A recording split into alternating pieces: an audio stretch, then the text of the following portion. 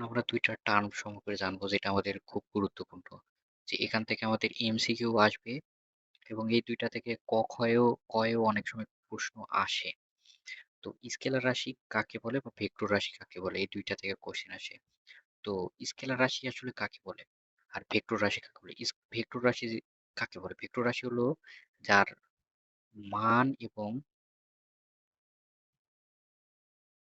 মান এবং দিক থাকে। ২ টাই হলো থাকবে। সেইটা হলো ভেক্টর রাশি। আর স্কেলার রাশি কি? যার শুধুমাত্র মান থাকবে, মানটা থাকবে। কিন্তু দিকটা থাকবে না। মান থাকবে কিন্তু দিক থাকবে না। তো তখন আমরা বলবো ওটা কি? যে ওইটা হলো আমাদের স্কেলার রাশি। তো এটার উদাহরণ দিলে তোমরা ভালোমতো বুঝবা যে এটার উদাহরণ হিসেবে আমরা বলতে পারি যে আ ধরো তোমারে বইলা দেওয়া হলো যে ৫ কিলোমিটার দূরে দূরে আ দূরে আমার স্কুল।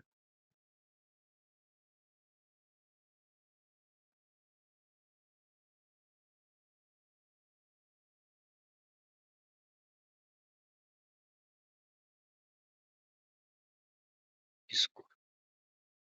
এখন বলল যে ৫ কিলোমিটার দূরে আমার স্কুল। এখন তুমি আছো মনে করো এখানে। এখন আমার স্কুল বলতে কোন দিকে বুঝাইছি? এটা তোমারে বলি নাই। শুধু বলছি ৫ কিলোমিটার মানে মান দেওয়া আছে। তোমার ৫ কিলোমিটার কি উত্তর দিকে? ৫ কিলোমিটার কি দক্ষিণ দিকে? ৫ কিলোমিটার কি আ পশ্চিম দিকে? নাকি ৫ কিলোমিটার দক্ষিণ দিকে? পূর্ব, পশ্চিম কোন দিকে এটা আমি বলি নাই। এখন তুমি যদি খুঁজতে চাও তাহলে আমাকে এইভাবে ৫ কিলোমিটার পুরা টোটালটাকে টোটাল দিকে এইদিকে ৫ কিলোমিটার খোঁজা লাগবে, এইদিকে ৫ কিলোমিটার খোঁজা লাগবে, এইদিকে ৫ কিলোমিটার খোঁজা লাগবে, আবার এইদিকেও ৫ কিলোমিটার খোঁজা লাগবে। মানে চতুর্দিকে খোঁজা লাগবে। কিন্তু এটাই সহজ হইতো যদি আমি দিক বইলা দিতাম। যে দিক যদি বইলা দিতাম যে এখানে আমি যদি এখন আ দিক যদি বইলা দিতাম তাহলে কিন্তু এটা এতটা জটিল হতো না। যদি আমি বলতাম যে আ পূর্ব দিকে, ইস্টে ৫ কিলোমিটার। তাহলে তুমি সহজেই আমি যদি এটা পূর্বে ধরতাম তাহলে তুমি বুঝতা যে এইখানে আমার স্কুলটা অবস্থান।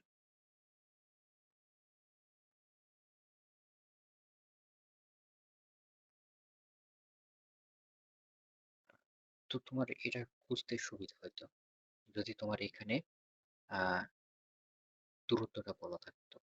দূরত্বর সাথে, সাথেই যদি দিকটাও বলা থাকতো তাহলে তোমার খুঁজতে সুবিধা হতো। তো এই জিনিসটাই এখানে ভেক্টর আর স্কেলার রাশির মাধ্যমে বোঝানো হয়েছে যে তোমার কোন দিকে কত কিলোমিটার এবং কত কিলোমিটারে যাবা এবং কোন দিকে এটা বোঝানোর যখন হবে সেরকম হলো আমাদের ভেক্টর রাশি। আর যেটা হলো শুধুমাত্র মান দিবে কিন্তু কোনো দিক দিবে না। সেটা হলো আমাদের স্কেলার রাশি।